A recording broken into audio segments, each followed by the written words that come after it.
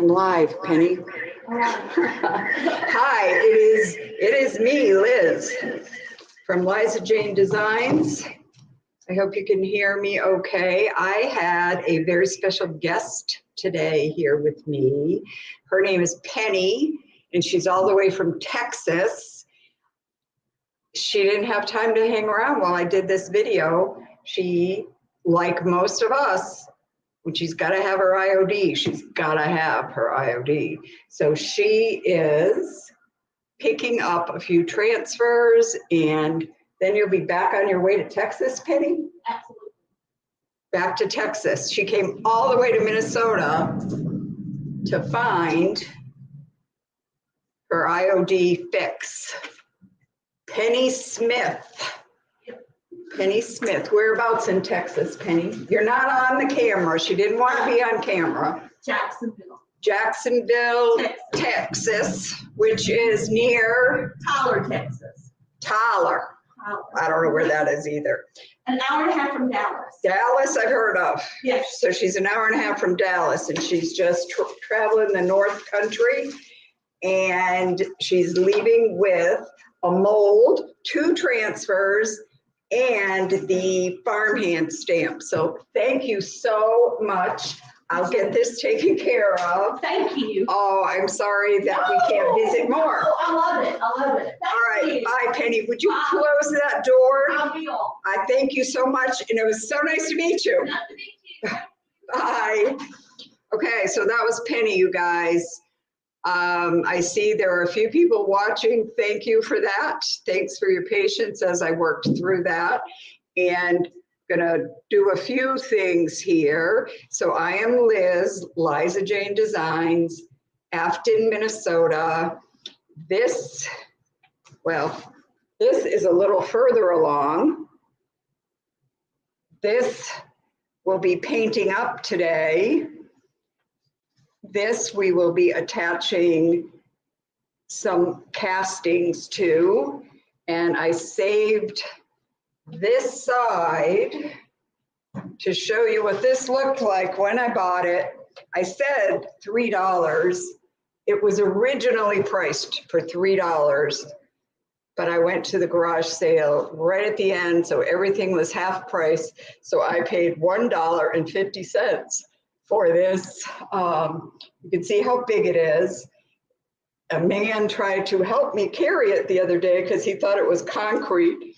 He had seen this, and I impressed him with my gun show by lifting it up, because really it is just laminated pressed wood of some sort. So I'm going to have to be careful here to seal it really well, because I'm going to want to use it outside. But this is just laminated wood that we are making to look like concrete. I added a little green for some mossy effect. I'm going to set that down on the floor, because the first things we're really going to do to get started with this is to use some, I'm using amazing casting resin, and I'm going to use the Trimmings III mold. So that's this guy. Because I'm a stockist and I do classes and let people use my things, I am fortunate enough to have 2 of those open for my use. I'm going to pour the resin just to show anyone who maybe hasn't done that part. I want to switch to my back camera if I can make that work.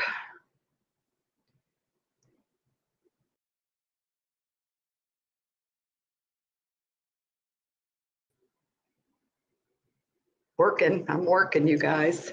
Got to put the camera back in. I took this down when my new friend Penny was visiting there.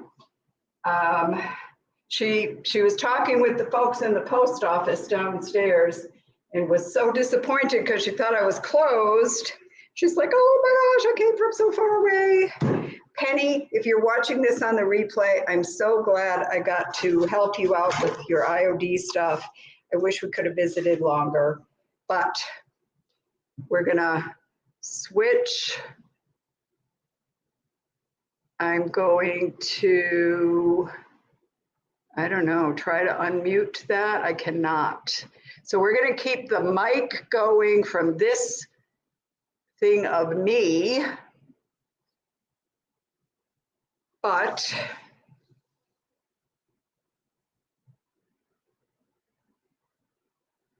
there, let's lower that to the work surface.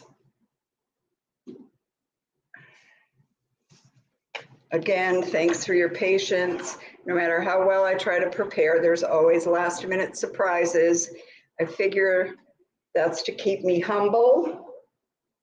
And I'm sorry that it cuts into your time, but here we go. So we've got this camera angle going. I have the amazing casting resin, something that I have found that works great for me. And I don't even know where I got these. It says Prep Store. They're little plastic cups with graduated marks. I probably found them on Amazon. But what's great with these is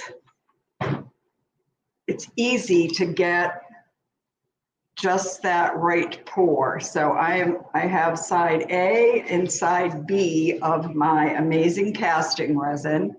I'm going to fill this. I discovered the other day that 2 ounces is the perfect amount to get 2 of the Trimmings III mold that I want.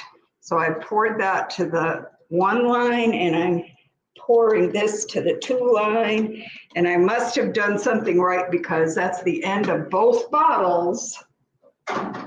So I guess I used them in the right ratios here. This stuff is so fast that now that I've combined those 2, I need to find my stirring stick. I'm just gonna reach over here and we'll start stirring part A and part B together. It's just really a matter of some seconds where it starts to get hot. And I will pour it into, what I'm using is the widest one in the Trimmings II mold, or Trimmings III, I apologize. And it turns out to be just the right size to go across the top of that planter that will soon look like a very high-end concrete planter that if I seal with outdoor appropriate sealer, I'll put a few coats on and hopefully that'll last me a number of seasons. So this is hot.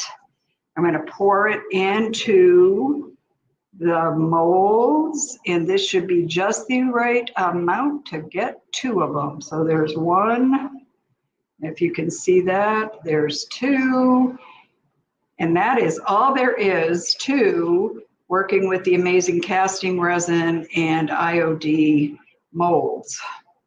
I'm using the super quick set, 10 minutes. It will be cured.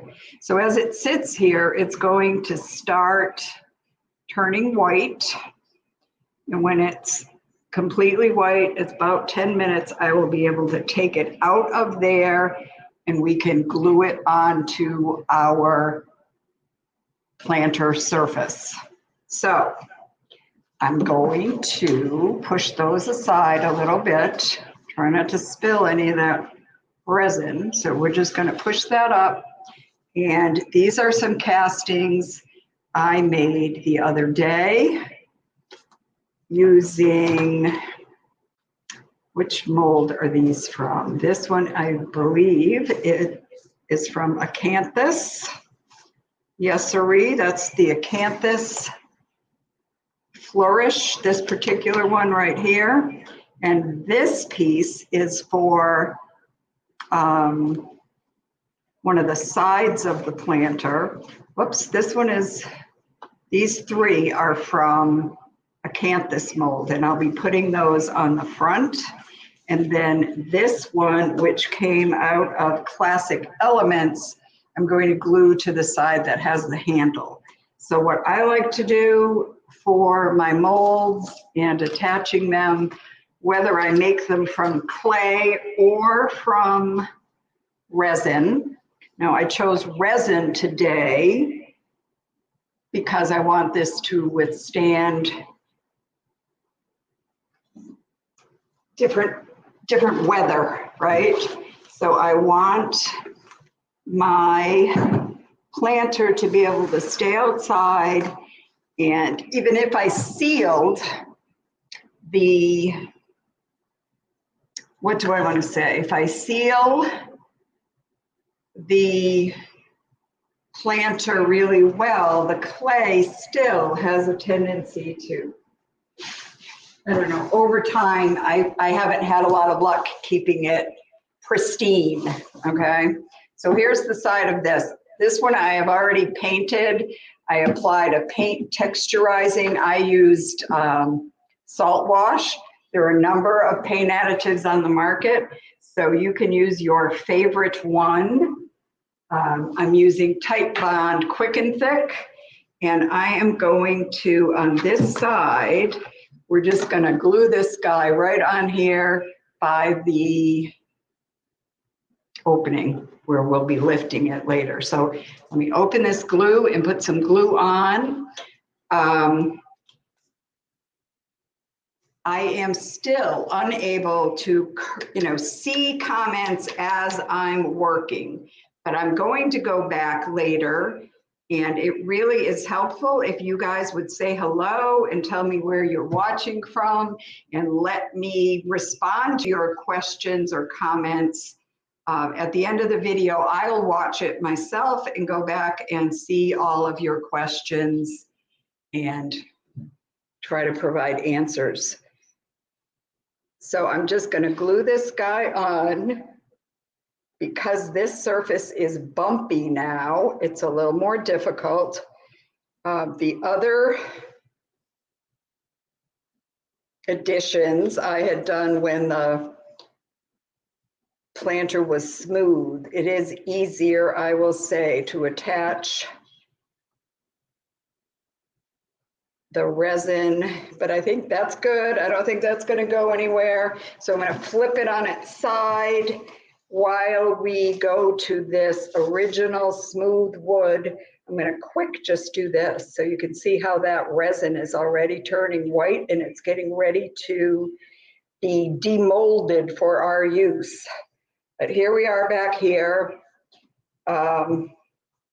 Until that is done for the top, I'm going to take the other elements that I cast yesterday, and we're going to apply those to this smooth surface. Some of these are thin pores, but it's going to be okay as long as I can make some good surface connection. And I do believe that's about where I placed it on there. Yep, seems right. I just went by the feel of that. We're going to push that down. Hope it's making good contact. I might over glue just because I don't want that coming off. So there, I do all this with my fingers. You probably would prefer to wear gloves or use a stick, but I don't know. I start out with that kind of precautions and then I end up using my bare fingers. Anyway, if I was using a toxic product, I would not be so free with my fingers, but now that this resin has cured, there are no toxins coming off.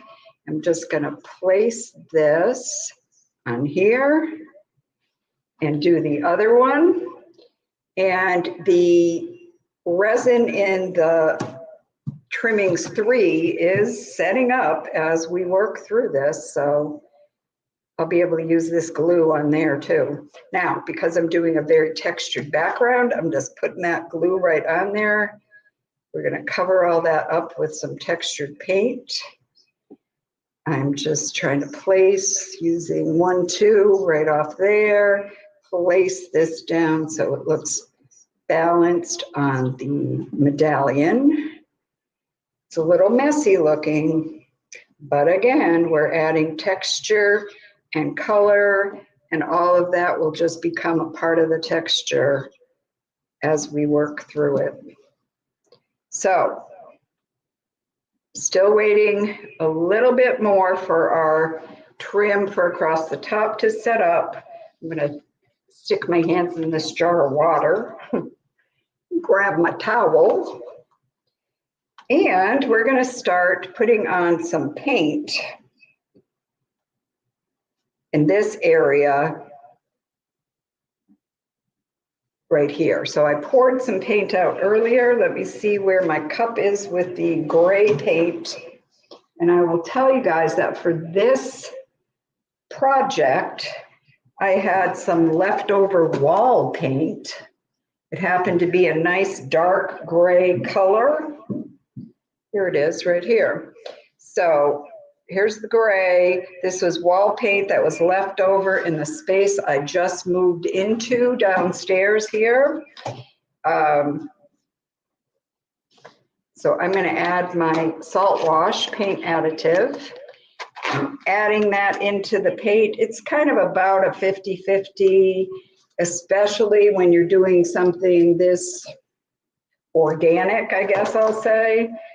I totally just guess and wing it and do the consistency by feel and how it applies. I want this to look crusty and have the texture of concrete. So I'm mixing that in. And what you want to do for this is not use one of your best paint brushes. I'm using a chip brush that has been around the block a lot of times, and I'm gently tapping on here because I don't want that to move around too much, but I do want texture on top of this resin so that it too looks like it's a concrete adornment, right? I don't want it to look like plastic resin. I want it to look old and textured and like concrete.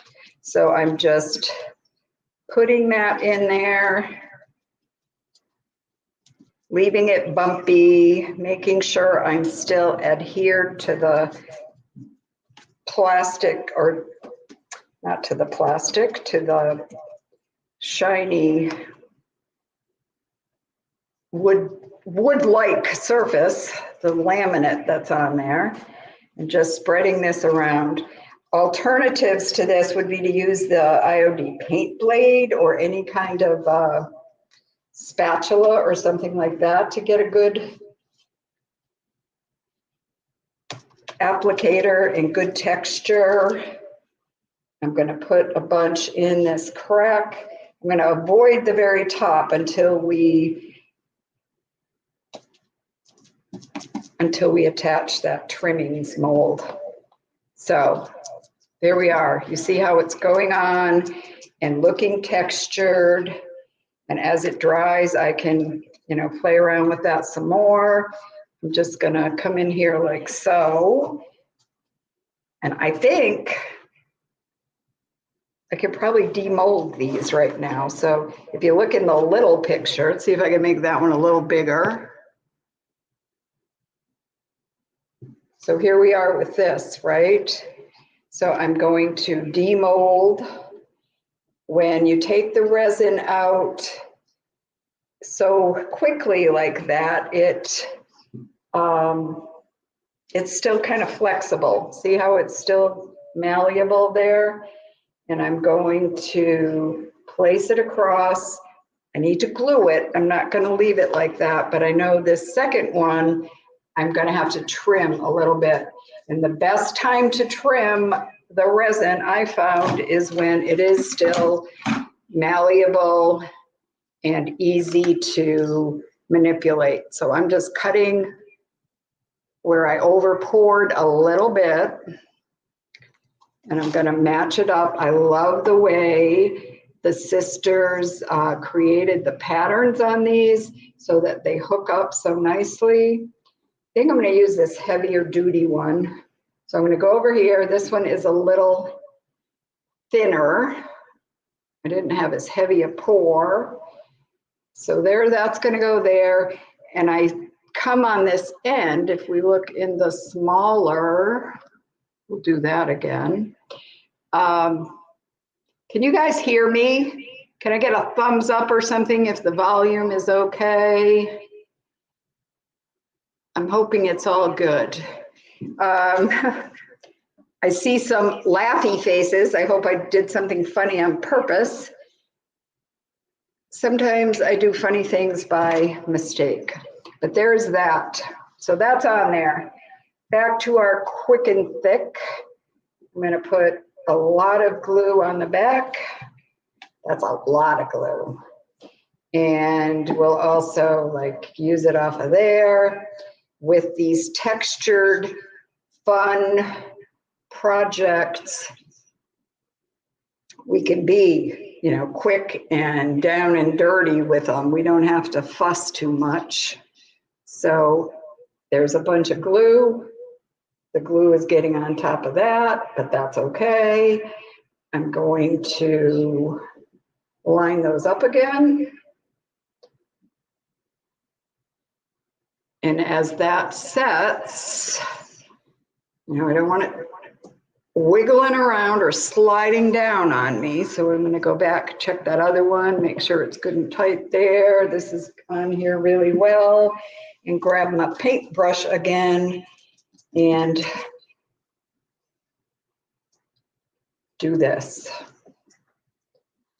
We're putting this on top of the plastic, the resin, to give it the textured look that I'm going for. I can pounce it into the crevices. You know, there will be many layers of paint on here, so if a tiny bit of the undercolor shows up, that's all right. I'll catch it on a subsequent layer, right? So I'm just going to keep doing that until it's pretty well covered. Make sure that's pressed down, and I'm going to lift up. Let me grab my towel here. Okay. Let me see if I can show you this whole thing. We have, so that just a couple minutes ago was a laminated wood thing. I think now it's on its way to looking like a high-end faux, well, not faux, it looks like a high-end real concrete planter. But you and I know it's faux. So putting this down so as not to make you all too dizzy, I'm going to flip this to the side that is dry. I'm going to keep an eye on those appliques that we put on so that they don't slide down. But this, I've already done a few more layers of paint on here. So from the dark gray, I added an off-white, kind of a limestone looking color. Then I added some browns. Then I added a mossy green and just kind of put it on with brush and with sponges. I would like to show you a couple of, these are some of my inspiration, right? These are actual planting things that I like to look at to get the coloring right and the texture, and just helps me as a form of inspiration. And here's another that, you know, ditto. We've got dirty looking crevices, which is good in this case because it looks like it's a planter that's been sitting around a while. That's what I want. So I'm going to readjust the camera again so that you, I hope, can see as I work on this side. I don't want that to go sliding off. Nope, I think we're okay there. I'm going to tilt that back and we're going to come up here. Thanks for coming with me, guys. Here is this finished side.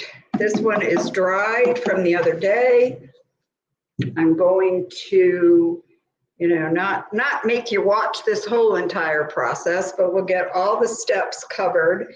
The paint I have here is kind of, it's got a little bit of green tint to the off-whiteness of it. I thought that would look reflective of grass or moss. I'm just going to put some of that in my cup, and I'm going to use the very same nasty brush to put some of that right on here. And this is dry. Let me see if you can see me. Can you see me when I do that? I hope so. Looking around the corner. Yeah, you can see that. So I'm just going to put this here and there. I find that many layers makes for a happy project, right? No one layer is going to do the magic and make it look old and authentic and antique-y. I need multiple layers and multiple shades. But there, that's taken it a long way again, right? To be that faux concrete look. I've got other colors here that are taupey, gray. Let me just grab some of those, and we're gonna lay some of that on with fingers and brushes and whatever tools. Just place some of that in there. And that's kind of it. I'm making use of the texture that is underneath. I'm applying paints in different colors that I think are suitable.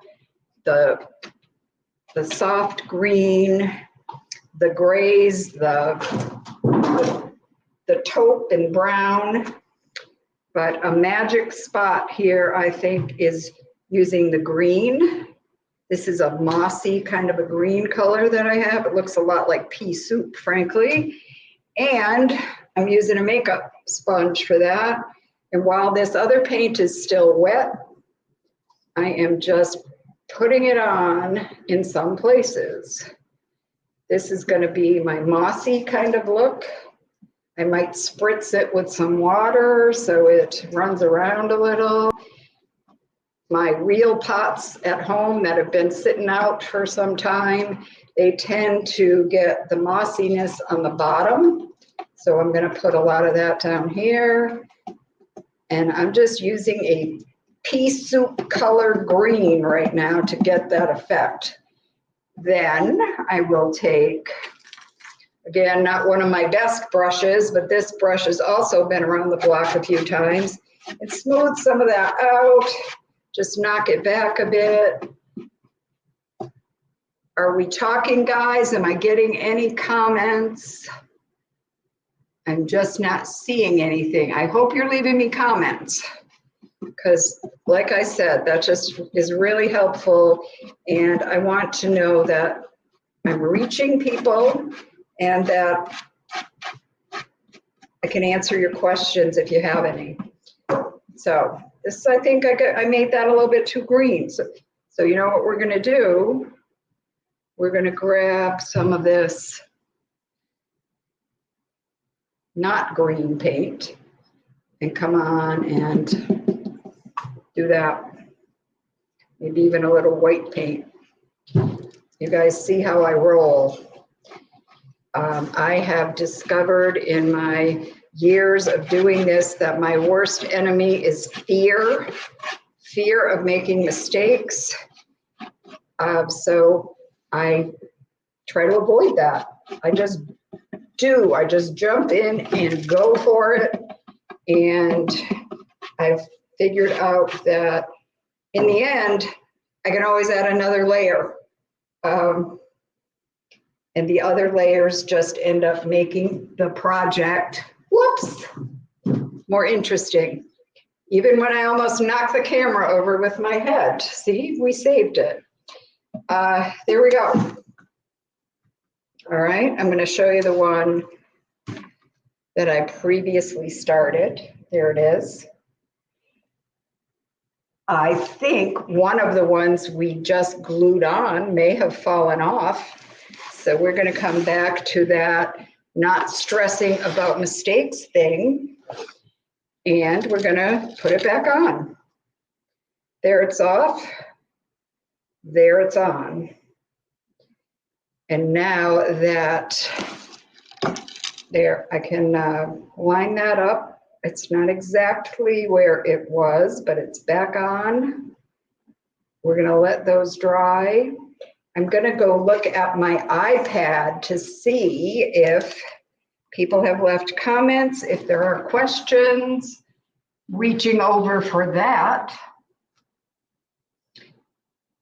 I do want to say, I want to shout out to all the IOD people and all the any DIY type folks who make videos. When you're doing it on your own and you make it look smooth, I am impressed. Somehow I manage, but I know I never look smooth while I'm doing it. Here is, we're sliding down a bit on that. We're to get that back in place. If I teach you anything, I hope that I teach you not to be nervous, because you can always come back from just about anything when you're working on mixed media projects like this. I'm going to lay this more down on its side so gravity is not working against us. Push those back up. What I'm going to want to do here is pay attention as this dries so I don't let any of that slide off. So just touching that back up, letting that glue dry, coming over to my iPad to see if there's questions. If you haven't asked one yet, I would love if you'd ask one now, just so I know somebody is here watching. Oh, my sister is watching from her kitchen table in Washington State. Well, thank you, Judy Hennessy. I'm glad that you could join me live today. Let's see. Judy, do you have any questions? I would love to see a question from you. I know I've always had lots of questions for you, but if I can answer one, that would be awesome. Okay, I think we're about done, guys. I'm not seeing questions. Swipe left to reveal. I haven't gotten this part down yet. I'm going to come back over here, make myself in the middle a little bit bigger. You see the back of my hair here. Let's, instead of that, show you some close-ups of this. The glue is wet. This is the wet paint side. Over here, we have some paint that has dried and is textured and looks a little mossy. I will let this dry more, do some more painting on it, and I will post a picture in the IOD tribe and also on my page, Liza Jane Designs. On Facebook, I do believe it's Liza Jane Art Designs. I'm on YouTube, I'm on Facebook and Instagram. But what's really important is for you to find your local stockist. I'm grateful that Penny, if you've been here since the beginning, you'll know that Penny joined me from Texas. She has a stockist there, but like I do when I travel, I like to go visit other IOD shops because it is a passion for us who love IOD, isn't it? So Penny was here from Texas. I know I'm not her regular stockist, but it was sure great to meet her today. If you need to find a stockist near you, ironorchiddesigns.com. Find the store locator, the retailer stockist locator, and you can search by geographic area. Many of us also ship, but coming on in to see us it's a blessing for us for sure. So keep asking questions if you have them. I will come back to this for several days and answer anything I can. If I happen to be your local stockist, or like Penny, you're traveling through and want to stop, I will welcome you with open arms and share everything I know about IOD as long as you can stand it.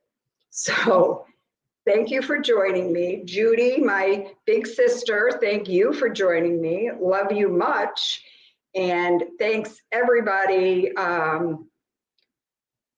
I missed last week, 2 weeks ago, I missed my session because my house was full of COVID. My husband got it first, then my family, then me, but we're all back to healthy again. And I thank you for your patience on that as well. So go out there, be safe, have fun, make something beautiful, and I'll see you again on the IOD page in a couple of weeks and in a day or two on my own page. So come visit me there if you like. Bye now.